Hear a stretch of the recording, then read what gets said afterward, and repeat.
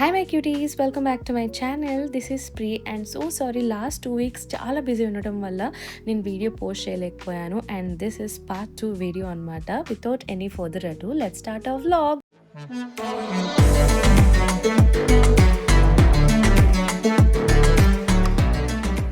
Part 1 వీడియోలో షిరహామా beach నేను మీకు చూపించాను.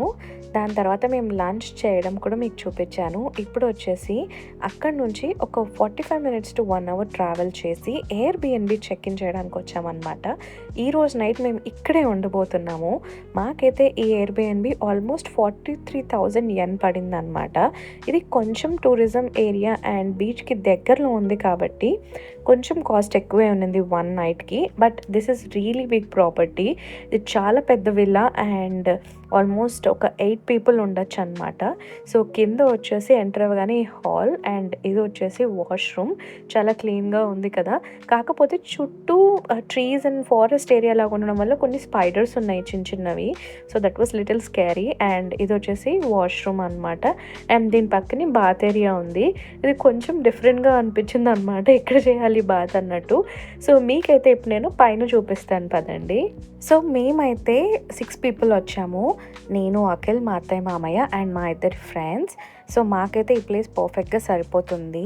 అండ్ ఇప్పుడైతే పైకి వెళ్తున్నాము. స్టెప్స్ కూడా చాలా స్పేషియస్గా ఉన్నాయి. జాపనీస్ హౌసెస్లో కొంచెం చిన్నగా ఉంటాయి. సో ఇదన్నమాట బెడ్రూమ్స్, లెఫ్ట్ ఒకటి అండ్ రైట్ ఒకటి. అండ్ ఇవన్నీ తతామీ ఫ్లోర్ బెడ్రూమ్స్ అంటారు. సో కిందనే పడుకుంటారు అనమాట. మనం కొరియన్ జాపనీస్ సిరీస్ చూస్తే చాలా వరకు వాళ్ళు కింద పడుకోవడం ప్రిఫర్ చేస్తారనమాట. అండ్ వీళ్ళు ఆల్రెడీ బెడ్స్ మా కోసం రెడీ చేసి పెట్టారు, 6 మెంబర్స్ అని చెప్పామని. అండ్ ఇవన్నీ కూడా ఎక్స్ట్రా బెడ్స్ అనమాట. అండ్ ఈ రూమ్లో కూడా వాళ్ళు ఎక్స్ట్రా బెడ్స్, బెడ్షీట్స్, పిల్లోస్ అన్నీ ఇచ్చారనమాట. ఇక్కడ పిల్లోస్ అయితే చాలా చిన్నగా ఉంటాయి, మనలాగా పెద్దగా ఉండవు అనమాట. బట్ ఎనీవేస్ రూమ్ అయితే నాకు బాగా నచ్చింది. కొంచెం ఓల్డ్ ప్రాపర్టీ లాగా అనిపించింది, కానీ I think it's how the Japanese style is. But the main thing which I'm really happy for is this garden area. House back side barbecue setup ఉందన్నమాట. ఈ టేబుల్, ఈ చైర్, ఈ సన్లైట్, ఈ trees అన్ని చూస్తుంటే ఒక రిసార్ట్లో ఉన్నట్టు అనిపించింది నాకైతే. అండ్ ఇది బార్బిక్యూ స్టవ్. ఇది మనం సపరేట్గానే బుక్ చేసుకోవాలి. మేమైతే ఎక్స్ట్రా 3,000 యెన్ పే చేసి బుక్ చేసుకున్నాము. అండ్ నైట్ అయితే ఇది అంతా లైటింగ్ వస్తుంది అని చెప్పారనమాట.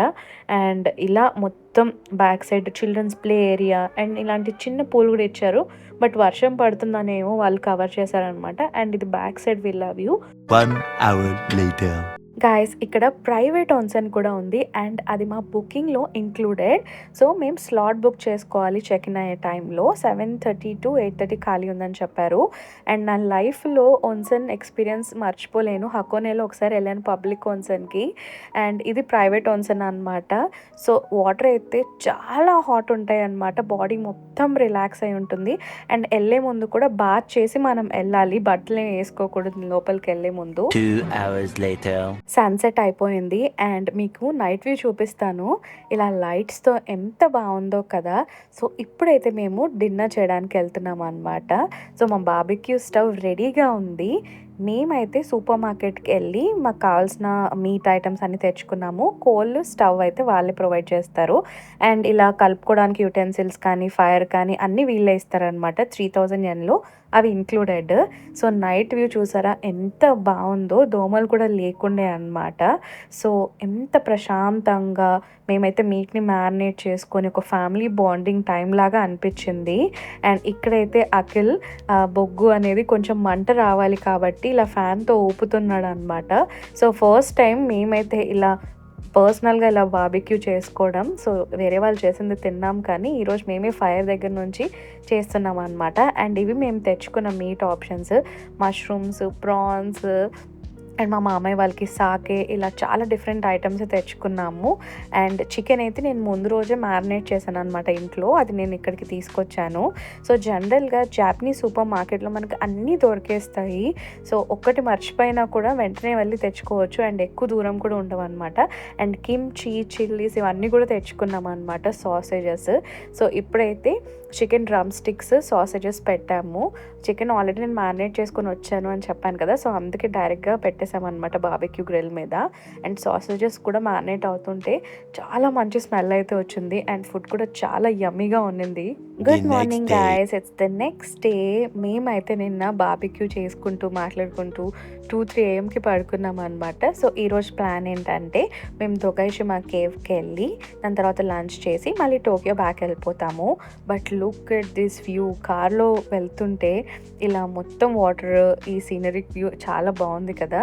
సో ఇప్పుడైతే దొగైషిమా కేవ్కి వెళ్తున్నామని చెప్పాను కదా, ఇది చాలా యూనిక్ లొకేషన్ అనమాట. అండ్ దీని తర్వాత ఒక ల్యాండ్ బ్రిడ్జ్ కూడా ఉంటుందంట. అదైతే ఓన్లీ ఆఫ్టర్నూన్ టైంలో ఆ బ్రిడ్జ్ కనిపిస్తుందంట, తర్వాత వాటర్తో కవర్ అయిపోతుంది ఈవినింగ్ టైంకి. అండ్ నేనైతే నాకు షోల్డర్ పెయిన్ చాలా ఎక్కువ అయిపోయిందని ఈ పెయిన్ రిలీఫ్ ప్యాచెస్ తీసుకున్నాను అనమాట, బికాజ్ హ్యాండ్ బ్యాగ్ వేసుకొని తిరుగుతున్నాను కదా.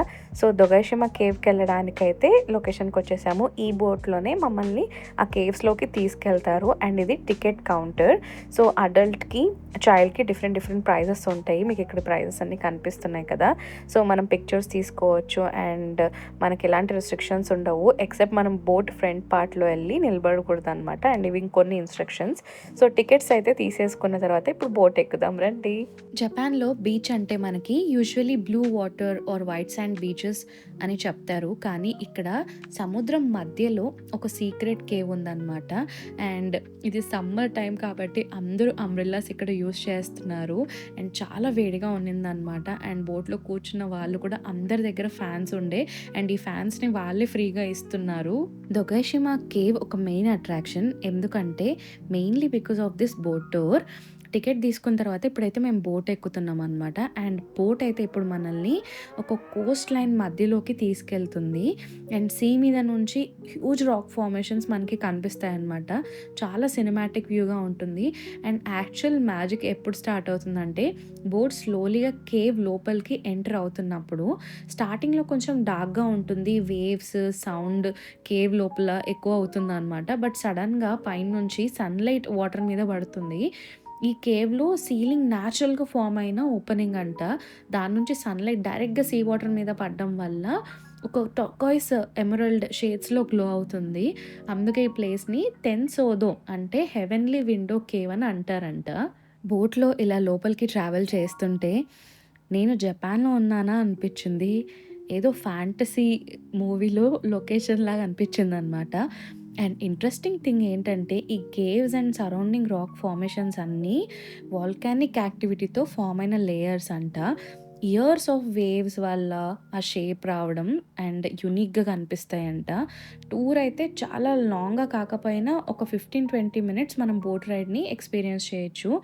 ఎస్పెషలీ సన్నీ డేలో వెళ్తే సీలింగ్ ఓపెనింగ్ నుంచి లైట్ వాటర్ మీద పడే వ్యూ అయితే చాలా బాగా కనిపిస్తుంది. సో మీరు సన్లైట్ చూసుకొని ప్లాన్ చేసుకోండి. ఫైనలీ కేవ్స్ నుంచి బయటికి రాగానే మేమైతే ఫొటోస్ అండ్ వీడియోస్ తీసుకోవడం స్టార్ట్ చేసాము. అండ్ ఫుల్ గాలి వస్తూ ఉన్నిందనమాట. అండ్ బోట్స్ అంటే భయం ఉన్న వాళ్ళకి లైఫ్ జాకెట్స్ కూడా ఇక్కడ రెడీగా ఉంటాయి. సో నాకైతే రైడ్ చాలా మంచిగా అనిపించింది అండ్ చాలా థ్రిల్లింగ్గా కూడా అనిపించింది. A few moments later. Guys, ఎంత ఆకలేసిందంటే అందరికీ మార్నింగ్ కూడా లైట్గా మేము ఉప్మా తినేసి వచ్చామన్నమాట, ఎయిర్బిఎన్బిలోనే కుక్ చేసుకున్నది. సో ప్రజెంట్ అయితే మేము లంచ్ చేస్తున్నాము. అండ్ దాని తర్వాత చల్లగా ఒక ఐస్ క్రీమ్ తిందామని ఇటు వచ్చాము. అండ్ నెక్స్ట్ రాబోయేది లొకేషన్ చాలా ఇంట్రెస్టింగ్గా ఉండబోతుంది. ఇట్స్ కాల్డ్ తంబోలో ల్యాండ్ బ్రిడ్జ్ అంట. మేమైతే వెళ్ళే దారిలో చూద్దాం అనుకున్నాము. ఆ బ్రిడ్జ్ ఇదే అనమాట. ఫస్ట్ చూడగానే జస్ట్ రాక్ మధ్యలో ఒక పాత్వే లాగా అనిపించింది, కానీ ఇది న్యాచురల్ గా ఫామ్ అయినది. అండ్ ఇది సన్షిరో ఐలాండ్స్ అనమాట. ఈ ఐలాండ్ ని మెయిన్ ల్యాండ్ తో కనెక్ట్ చేస్తూ లో టైడ్ లో ఉన్నప్పుడు మాత్రమే ఈ న్యాచురల్ పాత్వే మనకి బయటికి వస్తుంది. హై టైడ్ ఉన్నప్పుడు ప్లేస్ మొత్తం వాటర్ తో కవర్ అయిపోతుంది అనమాట. అయితే మా వాళ్ళని అడిగాము వెళ్ళి చూద్దాము బ్రిడ్జ్ దగ్గర అంటే, వాళ్ళు నడవలేకపోతున్నాము రాలేము అని చెప్పారు. ఎంత వాకింగ్ ఉందంటే guys, literally I feel like నేను చచ్చిపోయి మళ్ళీ బతికాను అన్నట్టు. అండ్ నేను చెప్పులు వేసుకొచ్చాను అనమాట. ఆ చెప్పులతో నడుస్తుంటే అసలు నేను చెప్పలేను ఆ ఫీలింగ్. బట్ ఒక అడ్వెంచర్ లాగా అనిపించింది నాకైతే. ఏదో ఒక అచీవ్‌మెంట్ లాగా అనిపించిందనమాట. సో, ఈ పాత్‌వే మొత్తం వాక్ చేసుకుంటూ వెళ్ళాము. ఇక్కడి దాకా రోడ్ బానే ఉన్నింది. కానీ నెక్స్ట్ ఇక్కడ సైడ్‌కి దిగిన తర్వాత మొత్తం స్టోన్స్ ఉన్నాయన్నమాట. సో, నేను ప్రశాంత్ అన్న అయితే ఎలాగో ఇక్కడి దాకా వచ్చాం కదా! అక్కడికెళ్ళి ఒక ఫోటో దిగుదాం అనుకున్నాము. సో, వాక్ చేయడం అయితే స్టార్ట్ చేశాము. అండ్ కాళ్ళైతే నెక్స్ట్ రోజు నాకు ఘోరంగా నొప్పిచ్చాయి. సో, మీరు కూడా ఇక్కడికి వెళ్ళాలనుకుంటే తప్పకుండా షూస్ కానీ ఏదైనా కంఫర్టబుల్ ఫుట్‌వేర్ ఏసుకొని వెళ్ళండి. ఇక్కడ టైమింగ్ మాత్రం చాలా ఇంపార్టెంట్ గైస్. టైడ్స్ మళ్ళీ రైజ్ అవ్వడం స్టార్ట్ అయ్యాక గ్రాడ్యువల్‌గా పాత్ అనేది వాటర్ కిందకి వెళ్ళిపోతుంది. సో, కొంతమంది ఐలాండ్‌కి వెళ్తారనమాట. సో, వాళ్ళు రిటర్న్ రాలేరు. సో, చాలా జాగ్రత్తగా టైం సెలెక్ట్ చేసుకోవాలి. అండ్ ఈ ప్లేస్ అయితే ఫోటోస్ కోసం అబ్సల్యూట్లీ బ్యూటిఫుల్ ప్లేస్. ఆ blue sea surrounding islands and ఈ రాకీ పాత్వే ఎస్పెషలీ క్లియర్ వెదర్‌లో వ్యూ చాలా డ్రీమింగ్ ఉన్నింది. అండ్ జపాన్ అంటే టోక్యో, క్యోటో, ఒసాకా మాత్రమే అనుకుంటాం. కానీ ఈజు పెనిన్సులాలో ఇలాంటి ఇంక్రెడిబుల్ న్యాచురల్ వండర్స్ ఉంటాయని నాకు తెలీదు. సో, దొగైషిమా ట్రిప్ ప్లాన్ చేస్తుంటే టెన్సోదో కేవ్ బోట్ టూర్‌తో పాటు తొంబోలో ల్యాండ్ బ్రిడ్జ్‌ని కూడా డెఫినెట్‌లీ యాడ్ చేసుకోండి. నేచర్ లిటరల్లీ కొన్ని అవర్స్ కోసం ఒక బ్రిడ్జ్ క్రియేట్ చేసి మళ్ళీ సీలో హైడ్ చేసేస్తుంది. మీరు ఈ తొంబోలో బ్రిడ్జ్ వాక్ చేయాలనుకుంటున్నారా? Let me know in the comment section. 1 hour later. Guys ఇప్పుడైతే మేము ఇంటికి వెళ్ళిపోయే టైం వచ్చేసిందనమాట. పెట్రోల్ బంక్ దగ్గరకు వచ్చాము. అండ్ ఇక్కడ ఫ్యూయల్ స్టేషన్‌లో మనం సెల్ఫ్ ఫిల్లింగ్ చేసుకోవాలి. ఇవన్నీ ఆప్షన్స్ మీకు చూపిస్తున్నాను. జపాన్‌లో ఎలా ఉంటుంది ఫ్యూయల్ స్టేషన్ అని. అండ్ మేమైతే కార్ రెంట్‌కి తీసుకున్నాం కాబట్టి ఫ్యూయల్ కూడా వాళ్ళే ఇస్తారనమాట. ఈ కార్డ్‌ని మనం అక్కడ పెడితే ఆటోమేటిక్‌గా మనం ఆప్షన్ సెలెక్ట్ చేసుకున్నాక మనం ఫ్యూయల్‌ని ఫిల్ చేసుకోవచ్చు. సో, మనం 1 డేకి అమౌంట్ పే చేస్తామనమాట ఈ కార్‌కి. సో, మీకు కూడా ఇంటర్నేషనల్ డ్రైవింగ్ లైసెన్స్ ఉంటే కార్ రెంట్ తీసుకోవడానికి ట్రై చేయండి. అండ్ ఇప్పుడైతే మేము టోక్యోకి బ్యాక్ వెళ్ళిపోతున్నాము. Hope you guys enjoyed the video. And చాలామంది నాకు మెసేజ్ చేస్తున్నారనమాట, మీ వీడియోస్ చాలా బాగుంటాయండి అని. థ్యాంక్ యూ సో మచ్ అండి. అండ్ ఇప్పటి నుంచి నేను రెగ్యులర్గా వీడియోస్ పెడతాను. Please don't forget to subscribe to my channel. And thank you so much for all the love and support. ఈ వీడియో మీకు నచ్చుంటే తప్పకుండా like, share and subscribe. See you guys in my next video. Bye.